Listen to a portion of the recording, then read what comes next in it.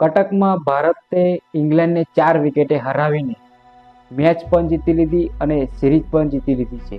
જી હા મિત્રો, કટકમાં રમાયેલી 3 મેચની ઓડીઆઈ સિરીઝમાં બીજી ઓડીઆઈ મેચમાં ભારતે 2-0થી સિરીઝ જીતી લીધી છે અને ભારતના કેપ્ટન રોહિત શર્મા જે ઘણા સમયથી આઉટ ફોર્મમાં ચાલી રહેલા હતા તેમણે આ મેચમાં કમબેક કરી નાખ્યું અને સેન્ચુરી ફટકારી દીધી અને આપના બાપુ એટલે કે રવિન્દ્ર જાડેજાએ આ મેચમાં ઓલરાઉન્ડરનું પ્રદર્શન કર્યું અને કેચ પણ પકડ્યો અને જોરદાર ફિલ્ડિંગ પણ કરી અને સાથે સાથે 3 વિકેટ પણ ભારત માટે લીધી હતી.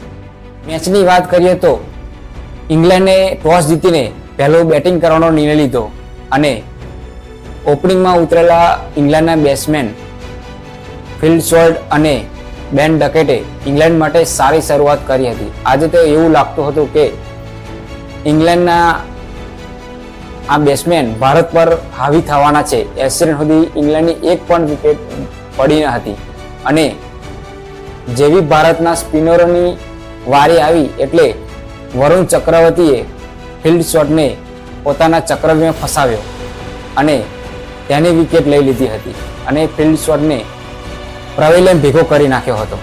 અને પછી તો આપણા બાપુ એટલે કે રવિન્દ્ર જાડેજાએ બેન ડકેટને 65 રનમાં પ્રવેલે ભેગો કરી નાખ્યો હતો અને સાથે સાથે જો રૂટને પણ તેને બહારનો રસ્તો બતાવી દીધો હતો અને આ ભારત માટે મહત્વની વિકેટ હતી. ઇંગ્લેન્ડના મિડલ ઓર્ડરની વાત કરીએ તો હેરી બ્રુકે 31 રન, જોસ બટલરે 34 રન અને લિવિંગસ્ટને 41 રન ઇંગ્લેન્ડની ટીમ માટે જોડ્યા અને ઇંગ્લેન્ડનો સ્કોર 49 ઓવરમાં 304 રન પર આખી ટીમ ઓલ આઉટ થઈ ગઈ હતી. ભારતના બોલરોની વાત કરીએ તો મોહમ્મદ શમીને 1 વિકેટ મળી હતી, હર્ષિત રાણાને 1 વિકેટ મળી, હાર્દિક પાંડ્યાને 1 વિકેટ મળી, વરુણ ચક્રવર્તીને 1 વિકેટ મળી અને આપણા બાપુ એટલે કે રવિન્દ્ર જાડેજાને 3 વિકેટ મળી હતી. એટલે આમ જો કહીએ તો ભારતના સ્પિનરો ઇંગ્લેન્ડ પર આવી જોવા મળ્યા હતા અને હવે ભારતીય ટીમનો બેટિંગનો વારો હતો. ભારતીય ટીમે આ મેચમાં 2 બદલાવ કર્યા હતા. યશસ્વી જયસ્વાલની જગ્યાએ વિરાટ કોહલીને વાપસી કરી હતી અને કુલદીપ યાદવની જગ્યાએ વરુણ ચક્રવર્તીને રમવાનો મોકો મળ્યો હતો. વિરાટ કોહલીએ તો ક્રિકેટ ચાહકોને નિરાશ કર્યા પણ રોહિત શર્માએ આ મેચમાં પૈસા વસૂલ કરી નાખ્યા.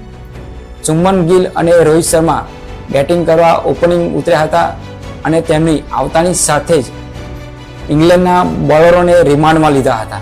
137 રન સુધી ભારતની એક પણ વિકેટ નથી અને રોહિત અને શુભમન ગિલે ઇંગ્લેન્ડના બોલરોનો પરસેવો પાડી દીધો અને રોહિત શર્માએ આ મેચમાં 90 બોલમાં 119 રન મારી કમબેક કરી નાખ્યું અને શુભમન ગિલે સતત બીજી વાર આ મેચમાં 52 બોલમાં 60 રન મારી અને અર્ધશતક કરી નાખ્યું.